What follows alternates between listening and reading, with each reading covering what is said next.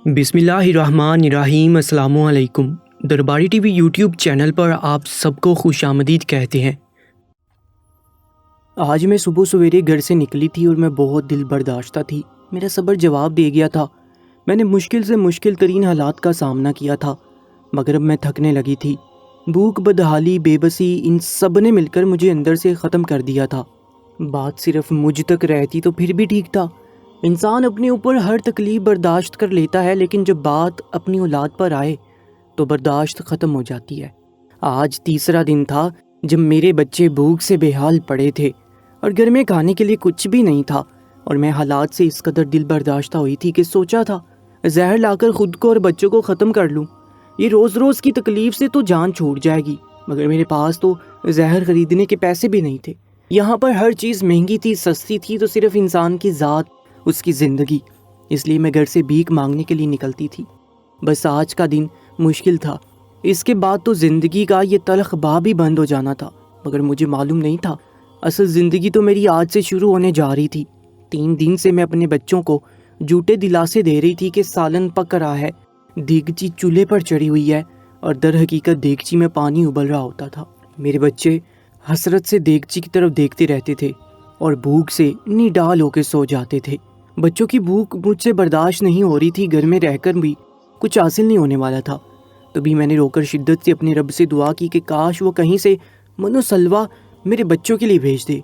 अब मेरी रिज़्क़ की तलाश में घर से बाहर निकल आई थी। मेरे पास भीख मांगने के अलावा और कोई चारा नहीं बचा था। मैं सड़क के किनारे खड़ी होगी और आते जाते गाड़ियों के सामने हाथ फैलाकर भीख मांगने लगी। मुझे भीख मांगते हुए बहुत शर्म आ रही थी, मगर मजबूरी इंसान से क्या कुछ नहीं करवाती।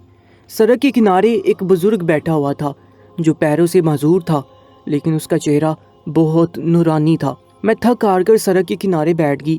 तब उस बुज़ुर्ग ने मुझसे पूछा, बेटी बहुत बेबस मालूम होती हो और हालात की सताई हुई लगती हो। शक्ल से तो तुम अच्छे गिराने की मालूम होती हो, फिर ऐसे क्या हालात हुए जिसने तुम्हें भीख मांगने पर मजबूर कर दिया? मैंने बेबसी से उस बुज़ुर्ग की तरफ देखा और आंखों में आंसू भर के बस एक लफ्ज़ बोला, भूख। तब वो बोला, जानता हूँ ये पेट ऐसी चीज़ है जो इंसान को भीख मांगने पर मजबूर कर देती है। तुम अल्लाह से मदद मांगो, उसने अपने बंदों से रिज़्क़ का वादा किया है। वो किसी को भूखा नहीं मारता, बस बंदे को अपने रब पर तवक्कल होना चाहिए। तब मैंने उस बुज़ुर्ग से बोला, पिछले 3 दिन से मेरे बच्चे भूखे बैठे हुए हैं। अगर आज भी मैं घर में रहती तो मेरे बच्चे आज भूख से मर जाते। मैं अल्लाह ताला को पुकारती हूँ, लेकिन वो मेरी दुआएं नहीं सुनता। तब वो बुज़ुर्ग बोला, बेटी तुम्हारे हाथों इतना बाबरकत महीना लगा है। इस महीने में अल्लाह ताला ने अपने महबूब को पैदा फरमाया था, और इस महीने की बरकत से अपने महबूब के सदक़े अल्लाह ताला सबकी झोलियाँ भरता है। तुम भी उसके महबूब के तफ़ैल उससे मदद मांगो, और मैं तुमको एक ऐसा वजीफ़ा बताता हूँ जिसको पढ़ने से तुम्हारे हालात फ़ौरन बदल जाएंगे। अगर तुम इस पर अमल करो तो तुम्हें इधर उधर भीख नहीं मांगना पड़ेगी। घर बैठे ही तुम्हारे हिस्से का रिज़्क़ तुम तक पहुँच जाएगा। मैंने हैरत से उस बुज़ुर्ग की तरफ देखा। अल्लाह और उसके बंदे के बीच बहुत गहरा ताल्लुक़ है। हर वो चीज़, हर वो बात, हर वो राज जो कोई नहीं जानता, अल्लाह ताला जानता है। इससे कुछ नहीं छुपा सकते। वो यहाँ बसता है। उसने दाएं हाथ से दिल की जानिब इशारा किया। फिर कैसे मुमकिन है कि वो तुमसे बेखबर रहे? वो शारक से भी ज़्यादा करीब है। वो अपने बंदों को 70 माओं से ज़्यादा मोहब्बत करता है। मैं जो शायद अल्लाह की रहमत से नाउमीद हो चुकी थी और हर तरफ से मायूस हो गई थी, उस बुज़ुर्ग की बातें सुन के फिर से मुझे हौसला मिल रहा था। मेरा दिल कर रहा था उसकी बातें सुनती ही जाऊं, वो मुझसे बातें करते जाए ताकि मेरे दिल का बोझ कुछ कम हो। फिर उस बुज़ुर्ग ने मुझे एक वजीफ़ा बताया। मैं उस बुज़ुर्ग को अल्लाह हाफिज़ करके घर की जानिब रवाना हुई थी। मेरे हाथ में सिर्फ 150 रुपये थे, और ये आज के लिए काफ़ी थे। मैं जो जहर के लिए पैसे जमा कर रही थी, उस बुज़ुर्ग से मिलकर जहर लेने का इरादा तय कर दिया, और रास्ते से 100 रुपये के 5 नान लिए और 50 रुपये का दूध लेकर घर की तरफ रवाना हुई। मेरे बच्चे भूख से निडाल मेरी राह तक रहे थे। उनकी आंखों में मायूसी फैलती जा रही थी, और मेरे हाथ में शापर देखकर उनकी आंखें और चेहरे चमक गए थे। मैंने जल्दी से सबको एक रोटी पकड़ाई, चाय का पानी चढ़ा दिया। चाय की पत्ती जो एक दफ़ा इस्तेमाल कर लेते थे, उस पत्ती को मैं दोबारा धूप में सुखाती थी, और थोड़ा सा गुड़ पड़ा हुआ था, उसकी मैंने चाय बना ली। मेरे बच्चों ने 3 दिन बाद पेट भरकर खाना खाया था। मुझे भी शदीद भूख लग रही थी, मगर न जाने क्यों मुझसे कुछ खाया नहीं जा रहा था। फिर से दिल में ये खौफ डेरा डालने लगा था कि कल मेरे बच्चे क्या खाएंगे, क्या कल फिर से मुझे भीख मांगना पड़ेगी। तभी अचानक मेरे जहन में اس بزرگ کی باتیں گھومنے لگی اور اس کا بتایا گیا وظیفہ یاد آیا، تو میں نے سوچا جہاں پر اتنی محنت مشقت کرتی ہوں وہاں پر یہ وظیفہ بھی کر کے دیکھ لیتی ہوں اور دیکھتی ہوں کہ اللہ تعالیٰ گھر بیٹھے کیسے میرا رزق مجھ تک پہنچاتا ہے۔ بچوں کو کھانا کھلا کر ظہر کی نماز پڑھ کر میں نے وظیفہ شروع کیا۔ بچے اب سکون کی نیند سو رہے تھے کیونکہ بھوکے پیٹ ان کو نیند بھی نہیں آتی تھی۔ میں جیسے جیسے وظیفہ پڑھتی گئی میرے اندر سکون سرایت کرتا جا رہا تھا اور میں پورے یقین اور پورے دل سے اپنے رب کو مدد کے لیے پکار رہی تھی۔ جب وظیفہ پڑھ کے میں اٹھی تو مجھے ایسے لگ رہا تھا جیسے میں بہت ہلکی پھلکی ہو گئی ہوں، پریشانیوں فکروں سے خود کو آزاد محسوس کر رہی تھی۔ میں نے اپنا دکھ اپنا غم اللہ تعالیٰ کو بتایا تھا اور اس سے مدد مانگی تھی، اور یہ وظیفہ کرنے کے بعد مجھے یقین تھا کہ وہ میری مدد ضرور کرے گا۔ میں نے ہمیشہ اللہ تعالیٰ کو پکارا تھا۔ میں نماز بھی پڑھتی تھی لیکن سلسلے سا فرض کی طرح پڑھ کے جان چھڑاتی تھی، دعا بھی ڈھنگ سے نہیں مانگتی تھی، جلدی جلدی میں دعا مانگ کر اٹھ جاتی تھی کیونکہ گھر کے کام بچے یہ سب مجھے اکیلے دیکھنے ہوتے تھے۔ مگر میں پورے دل سے نماز پڑھ رہی تھی اور لمبی دعا مانگ رہی تھی اس یقین کے ساتھ کہ وہ رب میری ساری دعائیں سنے گا۔ اور ہمیشہ کی طرح نماز پڑھنے کے بعد میں نے چاروں کل آیت الکرسی پڑھ کے بچوں کو دم کیا اور خود پر دم کر کے گھر کی چاروں کونوں میں دم کر دیا کیونکہ میں اکیلی رہتی تھی، میرے گھر میں میرا شوہر بھی نہیں تھا، تو مجھے خوف اور وسوسے ستاتے رہتے تھے۔ ذرا سی آہٹ پر بھی میں چونک جاتی تھی، ایسے لگتا تھا کوئی اکیلی عورت سمجھ کر میرے گھر میں گھسا آیا ہے۔ یہ خوف اور یہ ڈر میرے دماغ میں اس لیے بیٹھ گیا تھا کہ 1 مہینہ پہلے آدھی رات کو میں نے ایک شخص کو دیکھا تھا جو میرے صحن کی دیوار سے سر اوپر کر کے میرے گھر کے اندر تانک جھانک کر رہا تھا، اور میں بہت خوف زدہ ہو گئی تھی، میں بہت زیادہ ڈر گئی تھی۔ اب ہر وقت میں آیت الکرسی پڑھ کر اس کے حصار میں اپنے بچوں کو خود کو رکھ کے دروازہ بند کر کے سوتی تھی۔ مجھے ایک خوف ستاتا تھا کہ کوئی میرے گھر کے اندر غصہ آئے گا۔ غربت اور بھوک سے الگ بدحال تھی، اور اب یہ اکیلے رہنے کا خوف پریشان کر رہا تھا۔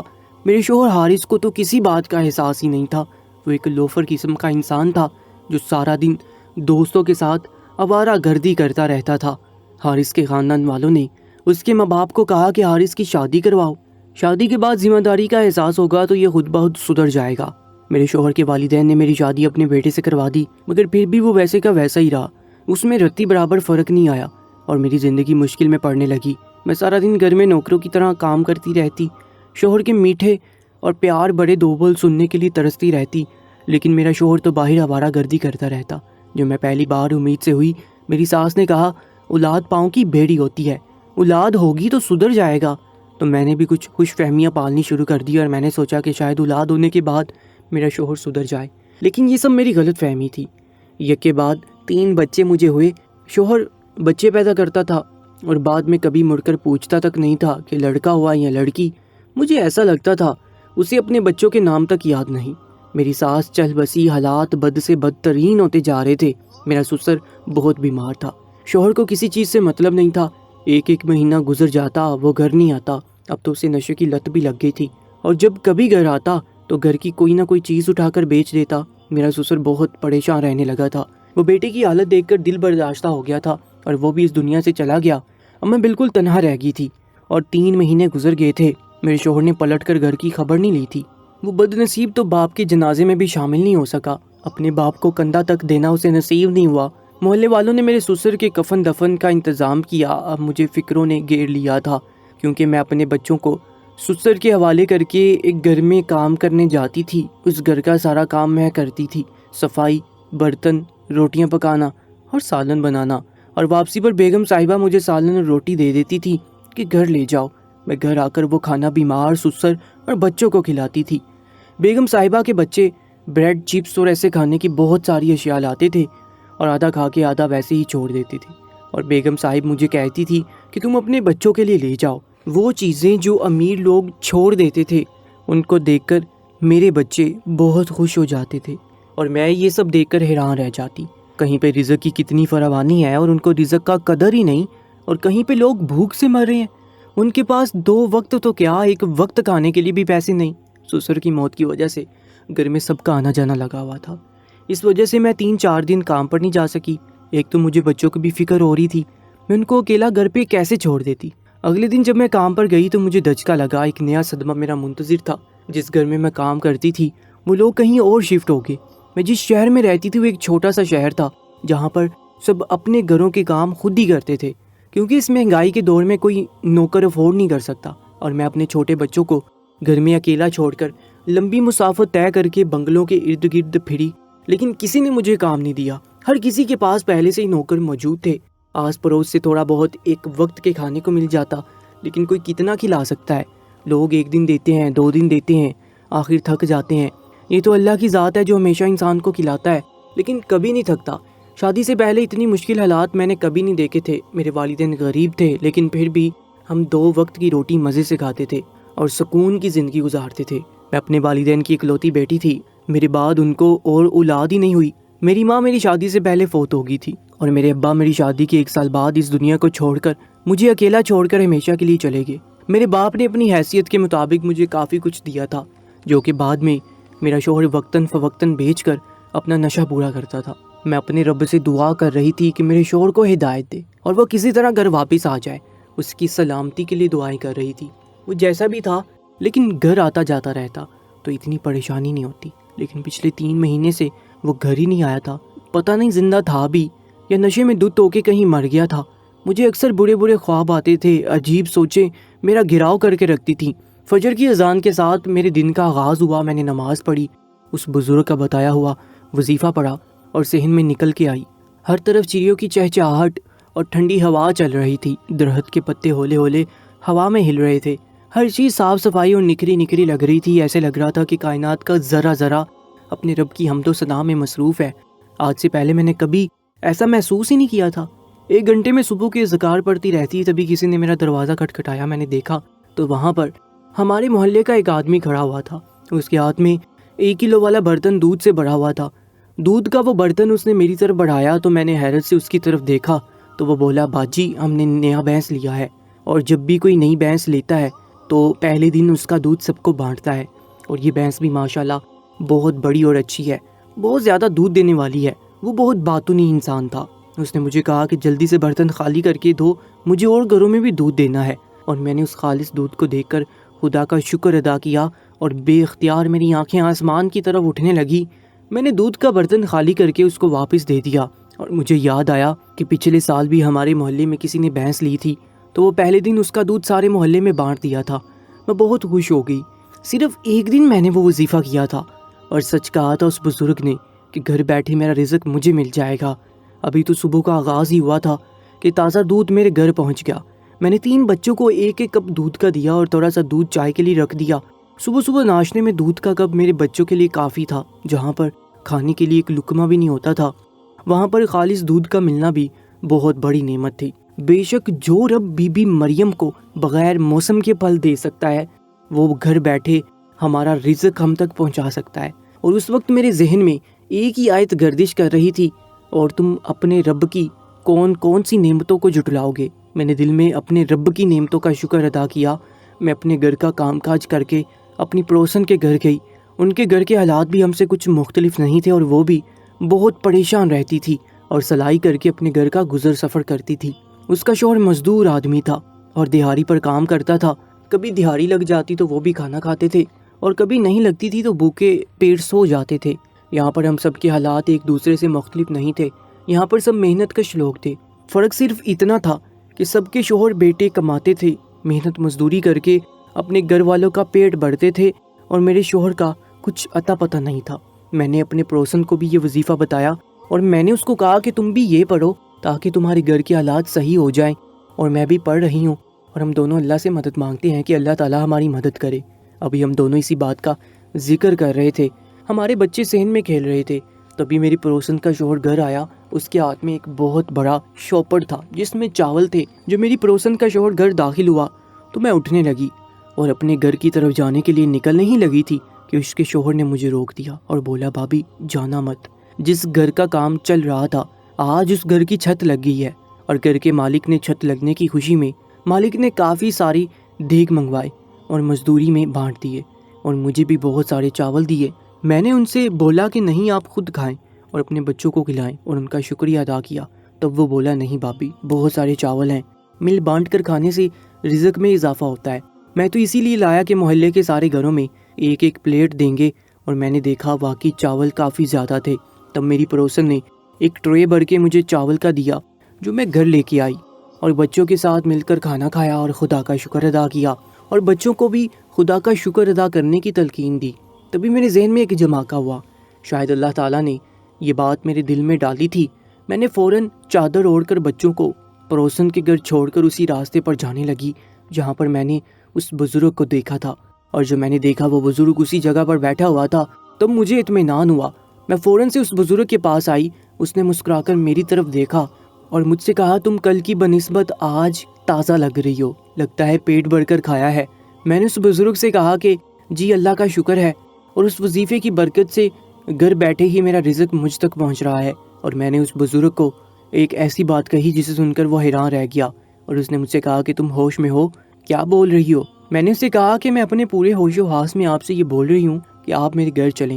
میں اکیلی تنہا عورت سارا دن ڈری سہمی رہتی ہوں، آپ میرے والد جیسے ہیں، اگر آپ میرے ساتھ رہیں گے تو مجھے خوف بھی نہیں ہوگا، جو بھی ملے گا مل بانٹ کر کھا لیا کریں گے، ویسے بھی آپ سڑک پر رہتے ہیں، اس سے اچھا ہے میرے گھر پہ رہیں اور میرے لیے سائبان بن جائیں۔ آپ لوگوں کی فکر مت کریں، میں ان سے بول دوں گی کہ میرے والد کے رشتہ دار ہیں۔ وہ بزرگ غور سے میری طرف دیکھنے لگا اور کچھ سوچنے کے بعد بولنے لگا کہ میں تو خود بوڑھا معذور انسان کیسے تمہاری حفاظت کروں گا۔ میں نے اس سے کہا، حفاظت کرنے والی ذات تو اللہ تعالیٰ کی ہے، آپ میرے ساتھ چلیں، آپ مرد ہیں، مرد چاہے بوڑھا اور معذور ہی کیوں نہ ہو، عورت کو آسرا ہوتا ہے، اور کوئی بھی غیر مرد اس کے گھر میں گھسنے کی ہمت نہیں کرتا۔ کافی سوچ و بچار کے بعد وہ بزرگ میرے ساتھ چلنے پر راضی ہو گیا اور میں بہت خوش ہو گئی۔ میں اسے اپنے ساتھ اپنے گھر لے کر آئی۔ میرے بچے اس بزرگ کو دیکھ کر بہت خوش ہو گئے۔ میں نے ان سے کہا کہ تم انہیں نانا بلانا۔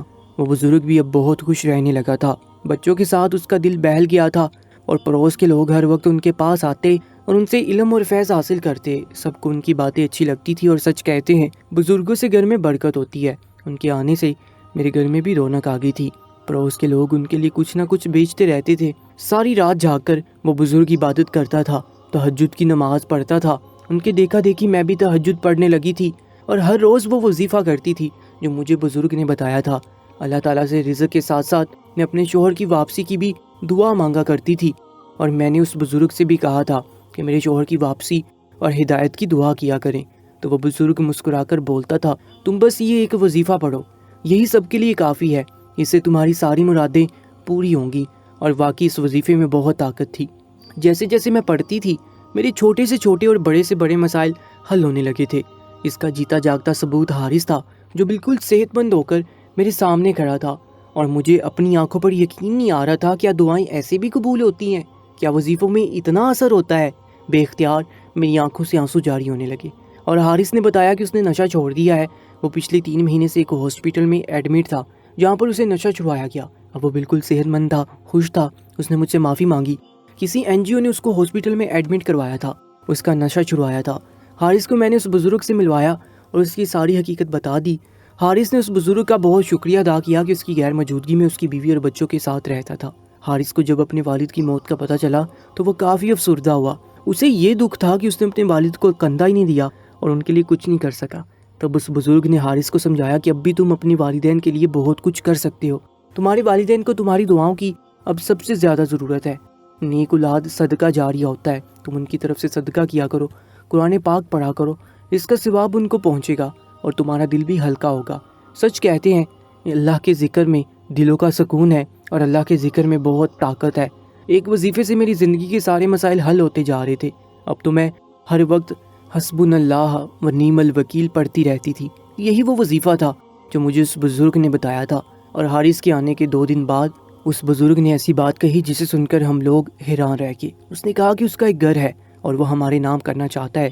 اس کی خواہش تھی کہ ہم لوگ اس کے ساتھ چل کر اس کے گھر پہ رہیں۔ میں یہ سب سن کر حیران رہ گئی۔ اگر اس بزرگ کے پاس گھر تھا تو وہ سڑک پر کیوں رہتا تھا؟ جب یہی سوال میں نے اس سے پوچھا تو اس نے کہا کہ وہ اپنے والدین کی اکلوتی اولاد تھا اور اس کے پاس بہت پیسہ تھا۔ اس نے اپنی پسند سے شادی کی، تب اس کو ایک بیٹا پیدا ہوا اور وہ اپنے بیٹے سے بہت محبت کرتا تھا، لیکن بڑی جوانی میں اس کا بیٹا ایک ایکسیڈنٹ میں مر گیا اور یہ غم اس کی بیوی سہ نہ سکی۔ بیٹے کے غم میں وہ بھی یہ دنیا چھوڑ کر ہمیشہ کے لیے چلی گئی۔ تب اس نے لوگوں کے بدلتے ہوئے روپ دیکھے۔ اس اکیلے بزرگ کے پیسے اور گھر پر سب کی نظر تھی۔ رشتہ دار گھر کے نوکروں نے بھی اس کے گھر پر قبضہ کرنا چاہا۔ تبھی وہ گھر چھوڑ کر گمنامی کی زندگی گزارنے لگا، کیونکہ اسے پیسے سے اور دنیا سے کوئی محبت نہیں تھی۔ وہ درویشی کی زندگی گزارنا چاہتا تھا، اور جب میں اسے اپنے گھر لائی اور اس نے مجھے اپنی بیٹی مان لیا، تب اس نے اپنے 2 کروڑ کی مالیت کا گھر میرے نام کر دیا۔ میں یہ دیکھ کر حیران ہوگی، مجھے یقین نہیں آ رہا تھا کہ کیا سچ میں ایسا بھی ہوتا ہے۔ میں نے بہت انکار کرنا چاہا، ان کو منع کرنا چاہا، مگر وہ بضد تھے۔ وہ بزرگ ہم سب کو لے کر اپنے گھر میں شفٹ ہو گئے۔ ان کا گھر واقعی میں بہت بڑا، خوبصورت تھا۔ انہوں نے اپنا سارا پیسہ کسی ٹرسٹ کے نام کر دیا تھا۔ اب ان کے پاس بس یہی ایک گھر تھا جس میں اس کی بیوی اور بیٹے کی یادیں تھی۔ اس بزرگ نے کہا کہ دوبارہ سے اسے فیملی ملی ہے۔ وہ بہت خوش تھا۔ اس ایک آیت نے مجھے کہاں سے کہاں پہنچا دیا تھا۔ میرے اور میرے شوہر کی زبان پر ہر وقت کلمہ شکر ہوتا تھا، اور ہم کثرت سے حسبنا اللہ و نعم الوکیل کا ورد کرتے رہتے تھے۔ اللہ تعالیٰ ہم سب کی جائز خواہشات کو پورا فرمائے۔ کامنٹ سیکشن میں آمین ضرور لکھیے گا، اور اس ویڈیو کو زیادہ سے زیادہ شیئر کیجیے گا۔ انشاءاللہ ملاقات ہوگی ایک نئے سچے واقعے کے ساتھ۔ اپنا بہت زیادہ خیال رکھا کریں۔ اللہ نگہبان۔